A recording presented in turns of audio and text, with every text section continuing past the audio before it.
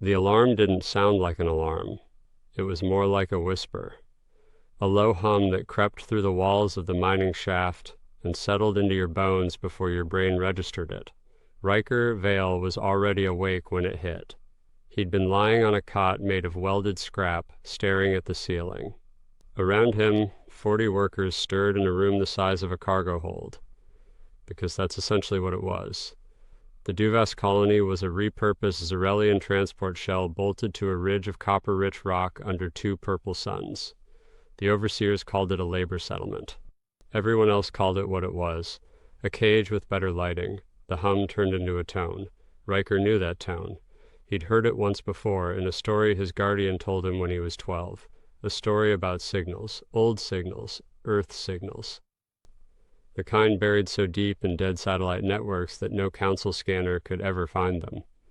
He was already moving toward the wall panel. A cracked comm receiver hidden behind a ventilation grating he'd installed himself 14 months ago, piece by piece from the overseer's supply room. He pressed his ear to the speaker. The tone resolved into fragments, pulses, old Earth binary wrapped in layers of encryption so thick that even Ryker barely recognized the shape of it. But he recognized the core. 2 words, over and over. It is time. A woman appeared behind him. Sable.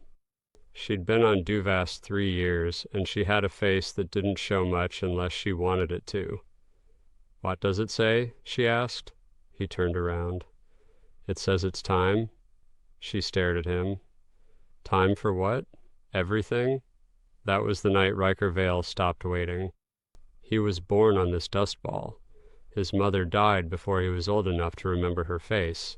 He had exactly 1 photograph, blurry, sun-bleached. A woman with dark eyes and a jaw set like she was bracing for impact. He kept it folded inside the lining of his boot, the only piece of her he had. The man who raised him wasn't his biological father. He was a former Earth engineer named Dorn who'd survived the purges by pretending to be something he wasn't. A maintenance tech. A loyal laborer. A human who had learned the particular posture of someone who is not a threat. Dorn was very good at that posture. He practiced it for years, but at night, when the overseer's shift ended and the dormitory went quiet, he dropped it. Dorn didn't teach Ryker how to mine copper. He taught him history, real history, the kind the Council had been erasing for decades. He talked about the bombardment, about the day the Council cracked Earth's mantle and called it a stability event, about the orbital cities they burned, the colonies they scattered, the generations herded into work camps on moons so obscure they didn't even have proper names in any registry.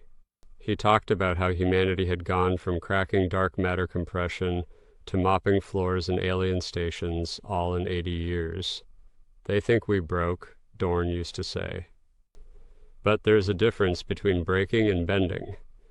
He had a phrase he used at night, just before Ryker would finally fall asleep. He'd lean in close and say it low, like a prayer. "We don't win because we're stronger. We win because we refuse to stay broken." Ryker had carried those words for 26 years. He'd carried them through the copper shafts, through the mornings when overseers walked the dormitory aisles and everyone sat up straight and looked at nothing. Through the years of learning the Zerelian bureaucratic system from the inside, piece by piece, the way you learn the architecture of a cage. Through Dorn's death, 4 years ago, from a lung condition that Council medical policy classified as not worth treating in human laborers. He'd carried them right up to this moment, standing in front of a hidden comm receiver in the dark. Now the signal had arrived. He spent 3 days gathering people, small increments, maintenance corridors, shift changes. He talked to the ones he'd been watching for months. The kind who flinched a half-second too late when overseers yelled. The kind who were performing submission, not feeling it. He found 11 of them. They met in the lowest level of the abandoned titanium vein. The Zerelian sensors didn't bother scanning below the 3rd subterranean level. Why would they? Who was going to organize in a human mining colony? A man named Kress, broad-shouldered and quiet, with a scar from his left ear to his collarbone, spoke first. "Even if the signal is real, what do 11 people do on a rock colony in the middle of nowhere?" "We stop pretending," Ryker said. And we start building. Nobody asked what they were building. They already knew. The overseers disappeared on a Tuesday, not through a firefight. Ryker had spent 6 weeks quietly disabling the communication relay one component at a time. When it went down, they panicked. When they panicked, they made mistakes. When they made mistakes, they were alone. By Thursday morning, Duvast Three was a human colony. 47 people stood in the central bay and stared at each other like they'd forgotten what breathing without someone watching felt like. Sable looked at Ryker. What now? He was already dismantling the overseer's terminals. Now we strip this station and we move. They took the docked supply cruiser. It smelled like burned coolant and old machinery, but it flew. And when it broke through the thin atmosphere of Duvast Three, Ryker stood at the forward viewport and watched the purple suns shrink behind him. He hadn't seen stars in 3 years. He cried, just once, just briefly. Then he turned back to the navigation terminal. The target was a moon called Veltrax 9, frozen Communications Heavy Council maintained. It housed a relay hub that, according to intelligence Ryker had been receiving in fragments for a year, was key to broadcasting the rebellion beyond what the Council could suppress. There was also something else at Veltrax, a source. Someone feeding information to scattered resistance cells for over a decade. The kind of intelligence that required real Council-level access. The source had a name Ryker had heard once in an encrypted fragment 6 months ago, Cipher. He didn't know who Cipher was. He just needed to pull them out before the Council started pulling threads. By the second day of the warp jump, he had a team. Cress, Sable, and Hex, barely 21, who'd been caught as a teenager and earmarked for Council AI labor programs. They'd tried to rewire his mind for their systems. It didn't take. He'd walked out knowing more about their architecture than any of his handlers had intended to give him. Then there was Mira. He found her in the lower cargo hold on the second day, sitting on a supply crate like she'd been waiting. He had his weapon up before he finished processing what he was looking at. She didn't move. I was on Duvast, she said. Lower ore processing, not your 11. But I heard the meeting. How? She tapped her ear. Good hearing. Who are you? Someone who's been moving between colonies for 2 years feeding intel to the signal network. She looked at him. You're going to Veltrax 9. Yes? Good, she said. Because I know where Cipher is. The approach to Veltrax went smoother than it had any right to. Fake Zerelian credentials from a Council officer whose files Hex had extracted during his labor program time. The orbital control ran 3 systems simultaneously and didn't look closely enough. Their dock clearance in under 4 minutes. They landed on Dock 17 as cargo maintenance crew, subgroup 4. The cold outside hit like a hammer. The entire moon was carved from ancient compressed ice sheeted in industrial steel. The Council maintained it because it housed one of the most powerful relay transmitters in the outer systems. If you wanted to send a signal that couldn't be ignored, you sent it from here. 3 phases. Reach the relay core, deploy the viral payload, extract Cipher. The payload wasn't a weapon. It was a message. A signal that would wake dormant human-built relay nodes scattered across dead satellites and abandoned outposts throughout the galaxy. Nodes the Council didn't know existed because they'd never cataloged the garbage they left behind when they stripped human infrastructure. The Sable handled the access points without triggering a single sensor. Hex flooded the surveillance grid with maintenance requests, looping camera feeds with 14-minute windows of old footage. Guards saw what they'd seen an hour ago. The relay core was massive. Transmitter columns humming with a bass frequency that Ryker felt in his jaw. Hex stepped forward without being asked. 8 minutes. Payload is in, Hex said. Deployment sequence running. Nobody cheered. The signal spreading through that relay hub would find every sleeping node in the galaxy. And when those nodes woke up, they would say one thing to every human who still knew how to listen. You are not alone. You are not forgotten, Rise. Then the alarm hit. Immediate. Total. A red light flooding every corridor. A lockdown sequence repeating in Zerelian. The sound of drones spinning up. Mira's voice through the comm. They adjusted the window. We've got 30 minutes, not 90. We need Cipher, she said. Prisoner block is south. They moved. The next 20 minutes were controlled chaos. Corridors that Ryker had memorized felt different in real life. Narrower, colder. Cress held the rear. Sable stayed close. Mira ran ahead like someone who'd done this many times before, taking corners without hesitation, moving through the station like she belonged in its walls. The prisoner block was a low-ceiling stretch of isolation cells near the south maintenance level. One cell wasn't empty. The figure inside was old, not just in years, old in the way people get when they've been carrying something enormous for too long. Small, thin, hair the color of ash, eyes clouded with what might have been a council-administered blindness protocol. When Ryker stepped into the doorway, those eyes turned toward him with absolute precision. Ryker Vale, the figure said. Her name was Mara. Before she became Cipher, she had been a systems architect for the Council's own communication infrastructure. Human. Council employed. Trusted. For 15 years, she had lived inside that trust like a parasite in reverse, feeding intelligence outward to resistance cells while building the exact relay architecture that Ryker's team had just used to broadcast to the galaxy. I've been watching your cell grow for 12 years, she said. Her voice was entirely steady. You did it correctly. Patient. Careful. We're rushing now, Mira said from the corridor. Ryker helped Mara to her feet. She was lighter than he expected. They ran. The South Auxiliary dock had a Zerelian patrol skiff on a magnetic clamp, unlocked. Her full fuel cells. Not everyone made it to it.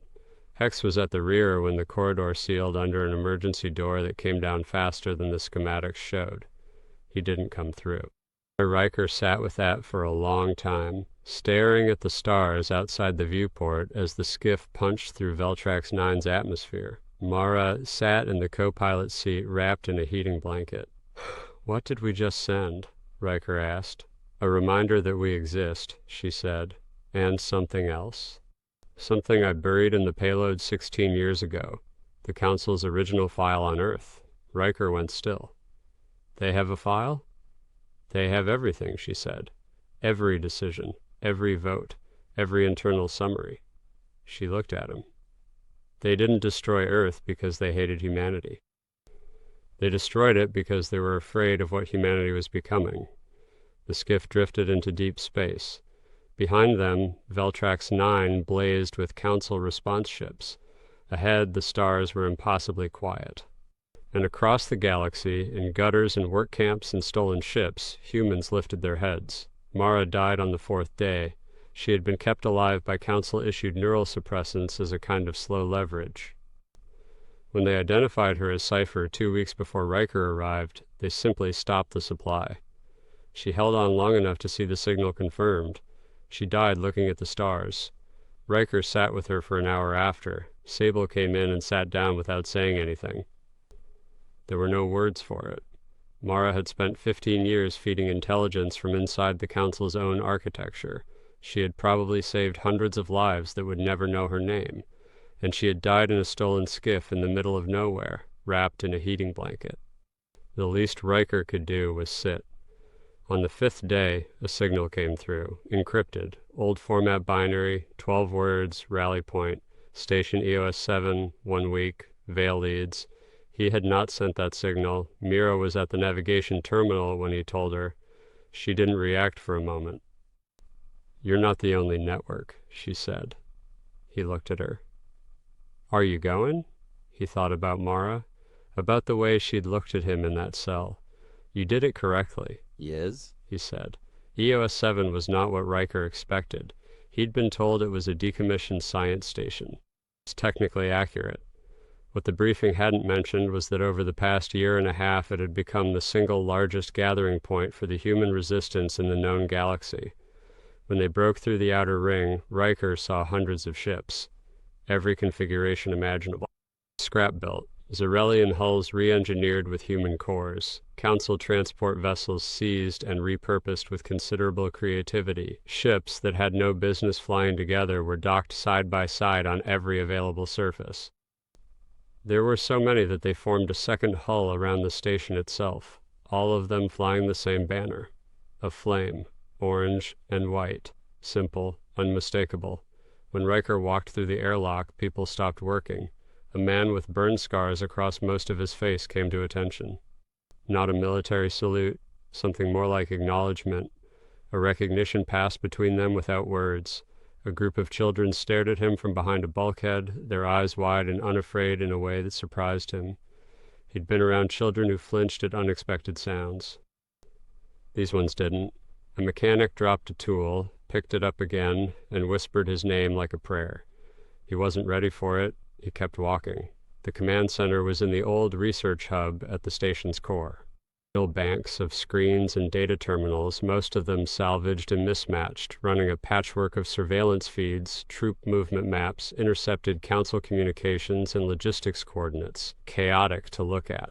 Extremely functional. The kind of chaos that has been organized by someone who thinks faster than the environment around them. In the center stood a woman, tall, a coat that had been through actual combat, the left sleeve scorched along the elbow, a gray streak above her left temple. She stood like someone who had long ago decided that the concept of comfort was not a priority. She looked at Ryker when he walked in. "You're late," she said. "I didn't know I was invited," he replied. Something shifted in her expression, not warmth exactly. More like the specific acknowledgement of someone who has been watching a situation develop for a long time and has finally arrived at the moment they were preparing for. Her name was Commander Seadrant, Earthborn. She'd been 12 when the Council burned New Berlin from orbit. She'd watched it through a refugee ship viewport, pressed against the cold glass in the dark. She'd spent the 4 decades since doing something about it. Every single day of them. "Veltrax shook things," she said without preamble. "The broadcast is spreading faster than the Council can suppress. Confirmed contacts in 42 systems. 3 Council governorships have gone dark." She turned to the main display. A supply route stretching across 6 star systems, gold and blue. The Meridian Vein. "Their primary weapons supply line to the outer war fleets," she said. "We cut it. They lose fuel and logistical coherence. We have override codes, schedule data, and agents embedded in their transport crews for 2 years. She looked at Ryker. "Their biggest flaw is pride. They think this route is untouchable. They think humans are chaos." He studied the map. "What do we have that they don't?" he asked. She smiled, not warm, but real. "Humans who have nothing left to lose," she said, "and everything to prove. What do you think happens when patience finally runs out? Drop it in the comments below. We read every single one."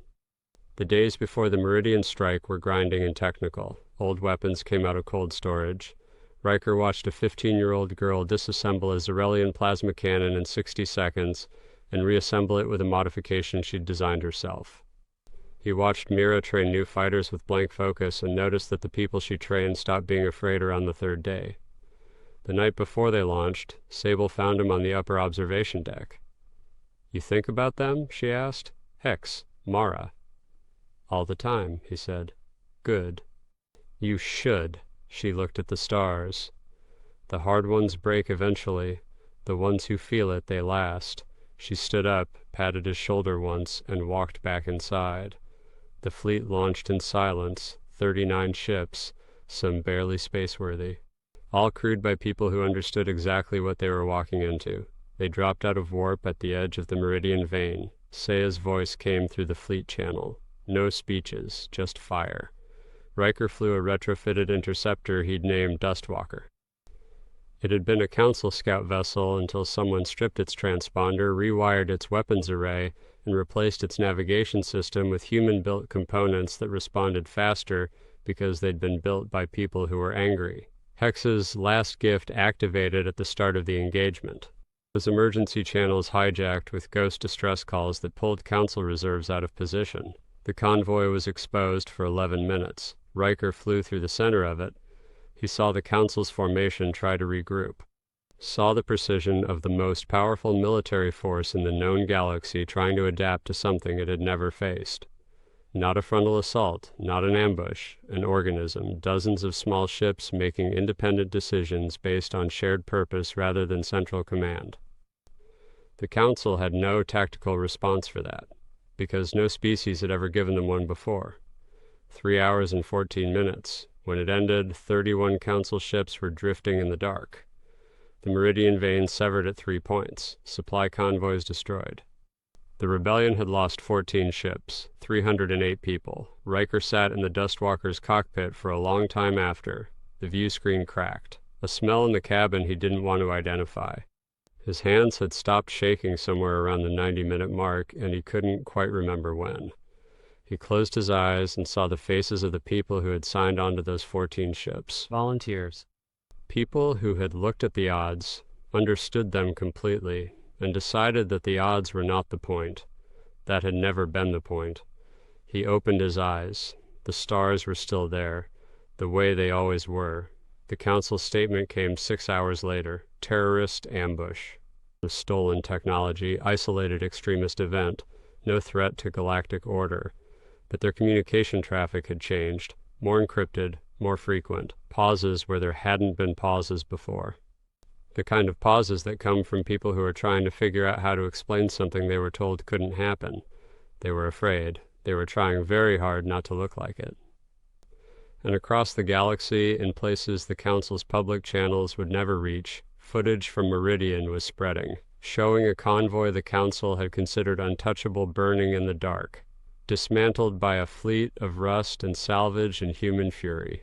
Their victory has a texture to it that Ryker hadn't expected. Not clean. Something cracked open, and you're not sure what's inside. They moved base to Carthus, an abandoned moon on the edge of a collapsed gas giant's debris field.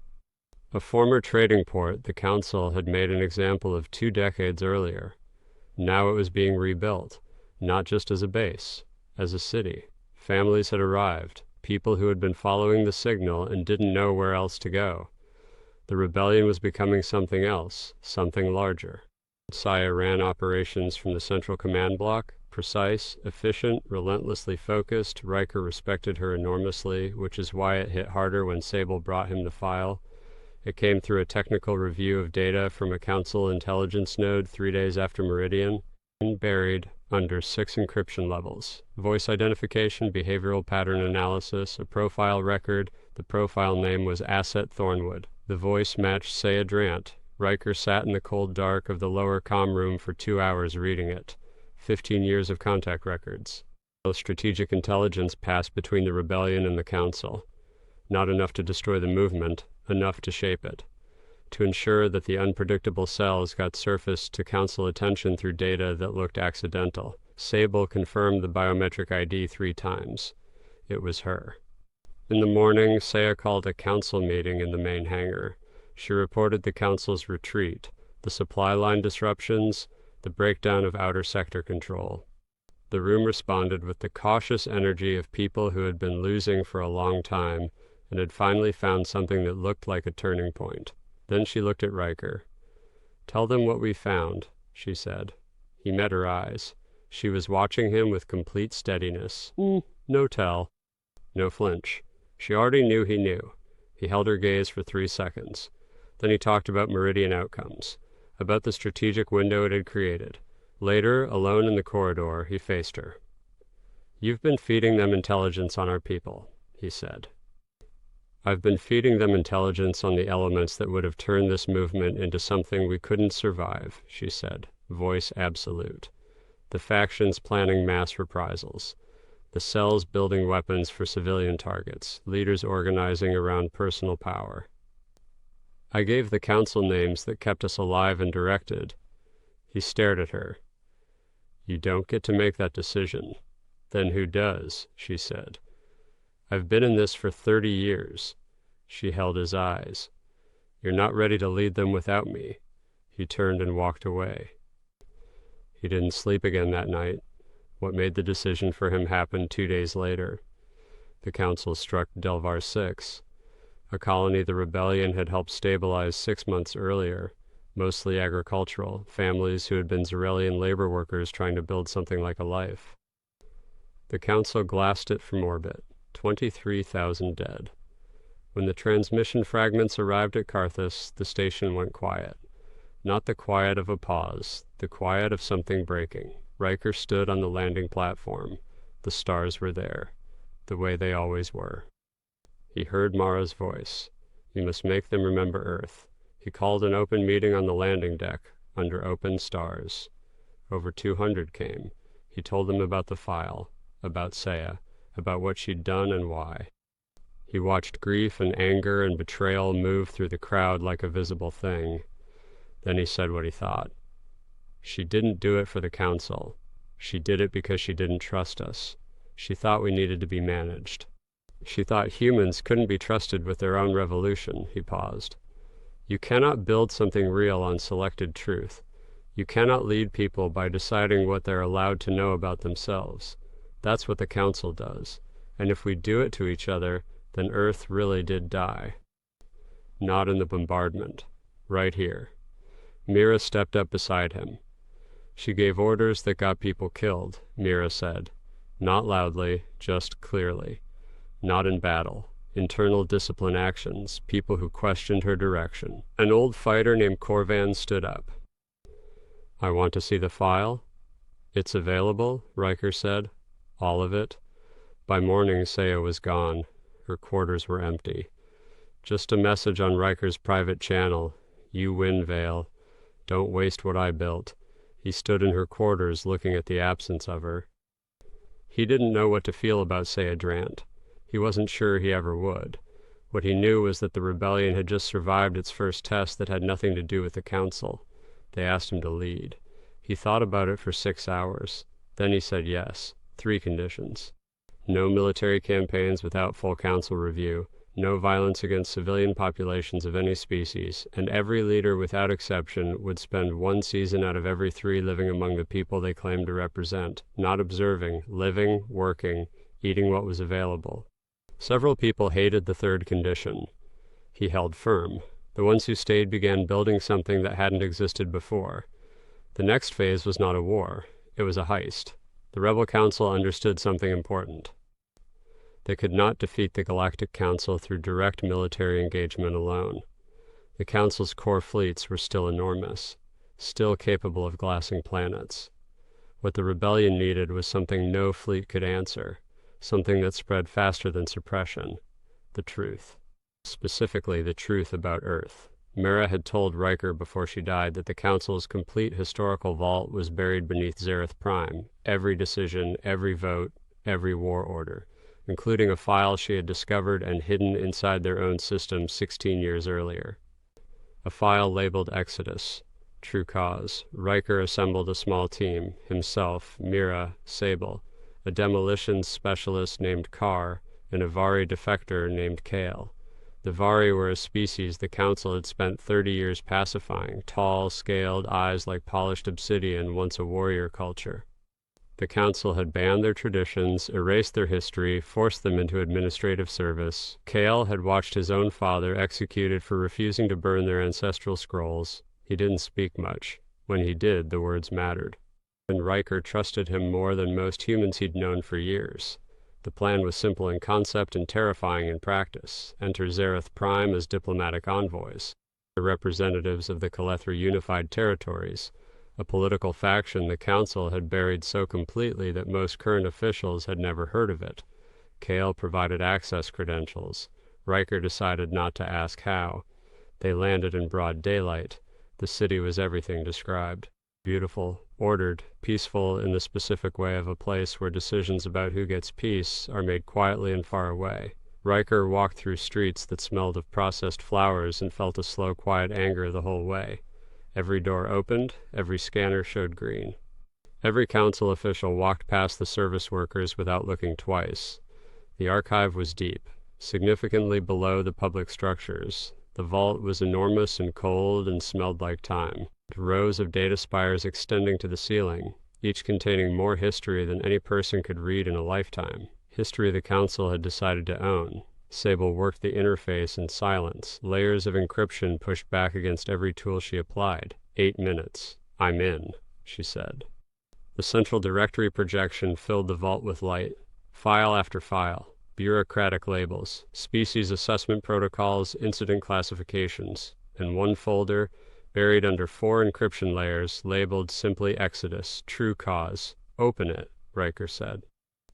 When it opened, the room went quiet.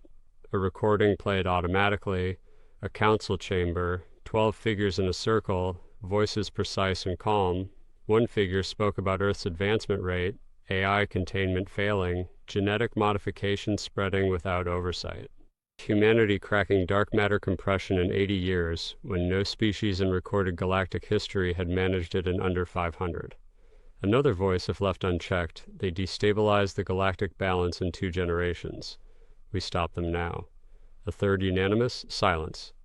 Then unanimous, glass the planet, frame it as internal collapse, erase their history, scatter the survivors, let them degrade into irrelevance. Ryker stood very still for a long time. Mira's fists were closed at her sides. Kael had turned his face away from the projection.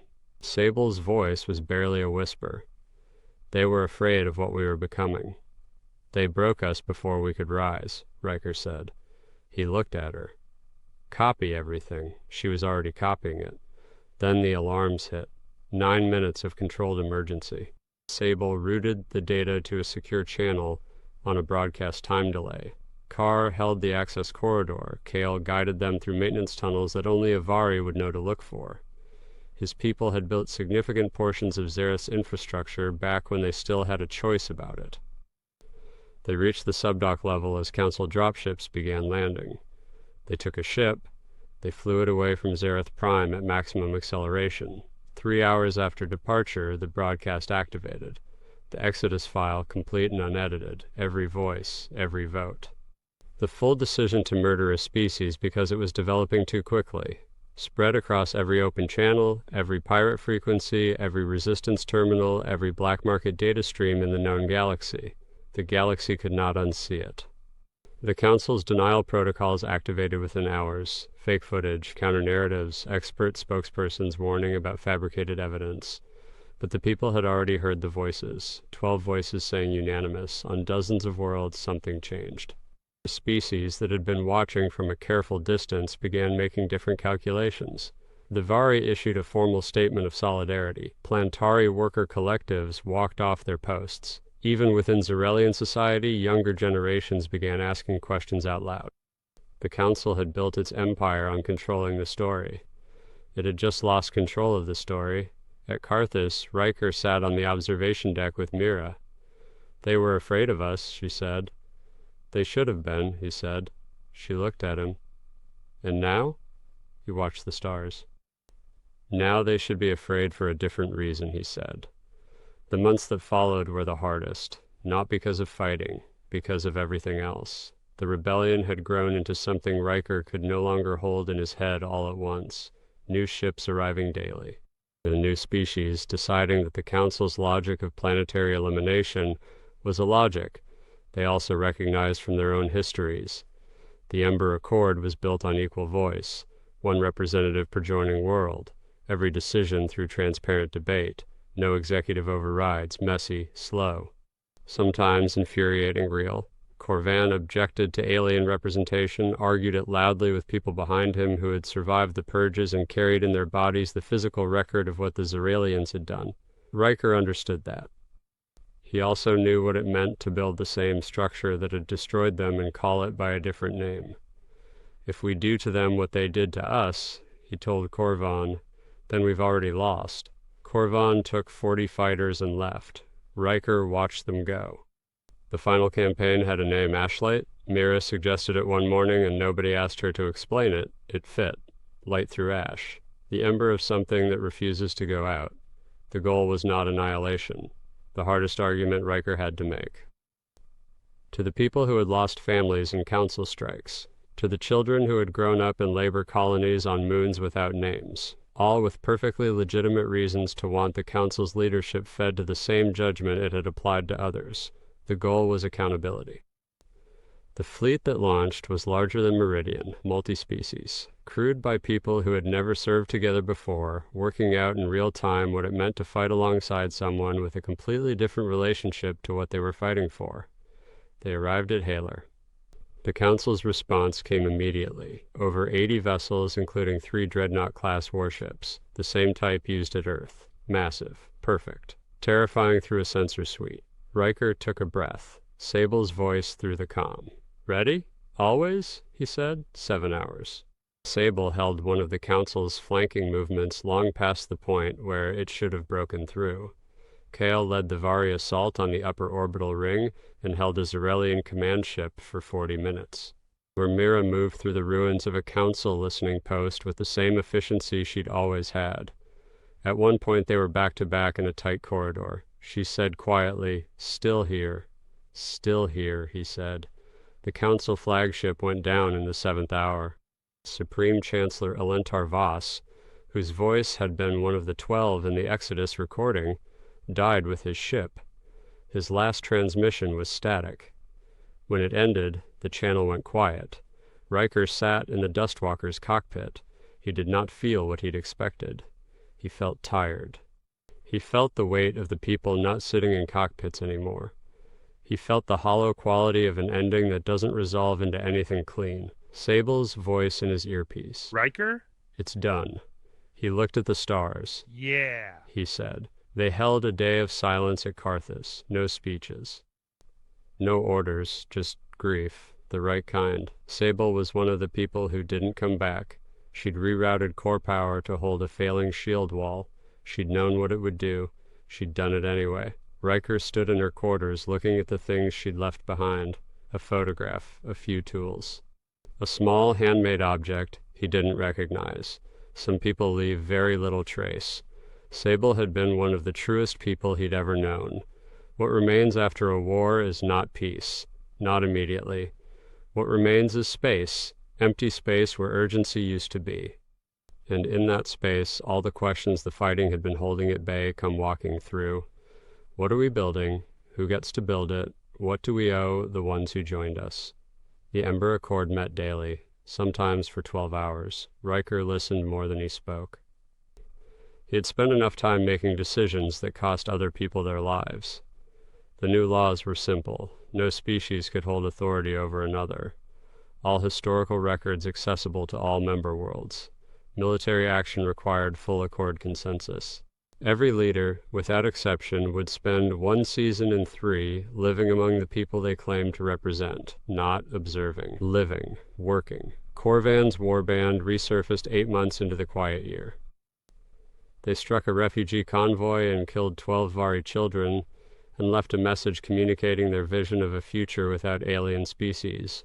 Mira led the response.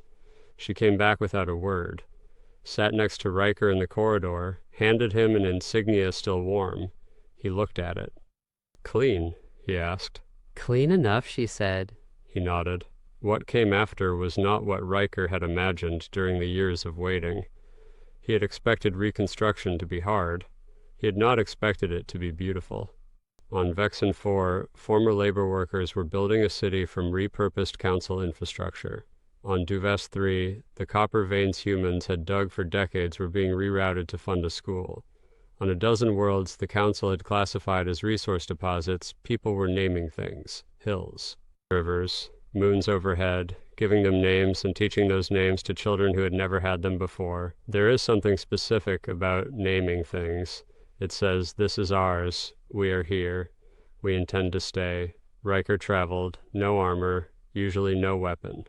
He walked through market squares and building sites and talked to people. Some cried when they saw him. Some shook his hand. Some just nodded. The same nod he'd given people in cargo bays years ago. The one that meant, "I see you. I know what this cost." He met a man on Carthus who had been a dishwasher in a Zerelian station for 19 years. He was now running the city's water reclamation program. He didn't want to talk about the war. He wanted to talk about his daughter's first day at the new school. Ryker sat with him for 2 hours and listened to every word. He met a group of engineers on one of the former moon colonies. They were designing a structure. Not a weapon, not a defense installation, a library. An open archive of human history, Earth history, pre-bombardment records that had survived in fragments in private hands for decades, now being gathered into one place that anyone could walk into. One afternoon on Vexen 4, a child ran up to him. Half human, half Plantari. Small. Eyes enormous and steady. She held up something she'd made herself. A banner stitched from scraps of council uniform fabric and old Earth military cloth. The symbol was a flame, small and warm. Beneath it, words in 3 languages. From patience came fire. From fire came light. Ryker knelt down. Took the banner, held it. He wasn't sure when he started crying. He didn't try to stop it. Some things you earn the right to feel without managing them. Mira appeared at his shoulder at some point, stood quietly beside him the way she'd stood quietly beside him for years. She didn't say anything. She didn't need to. He finally looked up. The child had run off to something else. Children do that. They hand you something enormous and go play. He stood. Time to hand it off? Mira asked. Getting close, he said. What do you think it really means to build something after everything is burned? Leave it in the comments. Every response gets read. Her name was Trelvashta, former council technical worker. And vary, by species with a mind that processed tactical and ethical complexity in ways Ryker had never quite matched. She'd been a labor slave for the council's AI programs until she was 22. She'd spent the years since building something completely different, 31 years old. Better suited to lead the Ember Accord than Ryker had ever been. He called a full session. He stood at the front and kept it short. The movement had never been about him. He'd lit something and tried not to let the fire burn everything that mattered. The task now required patience of a different kind, the patience of building rather than surviving. That was Trell's kind of patience, not his. He took his insignia off and placed it on the table. She picked it up. He walked out. He took a small ship. No crew, no guards, no destination. Just himself, and the silence and the stars and the particular quiet of someone who has been running towards something for so long that stopping feels like falling at first. He thought about Earth sometimes, not the Earth of recordings, the Earth that might have been, green and wet and blue, unmarked by orbital fire, a planet that had been learning to know itself, had been building something extraordinary, when someone in a room with 12 chairs looked at what was growing and decided it was too much. That it needed to be ended before it could become what it was going to become. He thought about Mara, about the patience of living inside the enemy's architecture for 15 years, feeding truth outward in fragments, waiting for the moment when fragments were enough. She had never seen the result. She had died in a stolen skiff wrapped in a heating blanket, not knowing for certain whether any of it would work. She had done it anyway. That was the thing about Mara. She didn't need to see the outcome to commit to the action. He thought about Sable and her particular quiet courage. The kind that doesn't announce itself. The kind that just keeps showing up. He thought about Hex, barely 21, who had left his last gift inside a viral payload and then let a corridor door close between himself and the rest of them. Ryker still thought about that moment. The specific way it had happened. No final words, no dramatic gesture, just a door sealing shut, and the absence of someone who had been there a second before. He thought about KL, who had joined a human rebellion because he recognized the shape of what had been done to his own people, who had guided them through maintenance tunnels on Zerith Prime, that his people had built back when they still had a choice about it. There was something in that detail that Ryker turned over often. The Council had used Vari labor to build the vault that stored the evidence of the Council's own crimes. History is full of that kind of irony. He thought about Mira, still alive somewhere, still making sure things worked. She'd always been better at the ongoing work than the dramatic gesture. He respected that enormously, more than he'd ever told her, which was a failure he acknowledged privately and hoped was not entirely unforgivable. He thought about the child on Vexen 4. He drifted through the outer rim systems, not going anywhere specific, just moving. The way you move when you've been aimed at something for so long that when the aiming stops, you have to remember what it feels like to exist without a direction. It takes longer than you'd think. The muscle memory of urgency doesn't release easily. Then one morning, drifting past a small system with 2 moons and no name in any council registry, he stopped the ship, sat at the viewport, watched the light from a distant sun fall across the curve of a planet he'd never been to. green along the coasts, blue where the oceans were. It was alive. He wondered if it had rain. He wondered if it had trees. He sat there for a long time. For the first time in many years, the silence around him didn't feel like the silence before something terrible. It felt like the silence after something necessary. The quiet that comes in when the noise ends and the slow, unglamorous, essential work can begin. Not the work of burning things, the work of building things that deserve to last. He had burned things. He had not burned everything. Somewhere behind him, across the stars, the Ember Accord was meeting. Representatives from 43 worlds arguing about things that mattered. Children learning the real history of Earth in open classrooms. The Vari rebuilding their cultural archive. The library on that moon colony filling with records that had been hidden in private hands for decades. Former enemies becoming something more complicated than enemies. Not always harmony, but something real. Ryker sat with that. He sat with it until the distant sun moved across the sky of that unnamed planet and the blue of the oceans shifted into something richer and deeper as the light changed angle. The stars sang, the way they always had. Before the signal, before the rebellion, before the fire, before Earth. They had been singing when humanity first looked up at them. They had been singing when the council made its decision in that room with 12 chairs. They would still be singing long after every name in this story had faded into the larger record of things that happened and mattered and were remembered. That was enough. His name was Ryker Vale. He had been patient. Then he had been awake. Now finally he was free.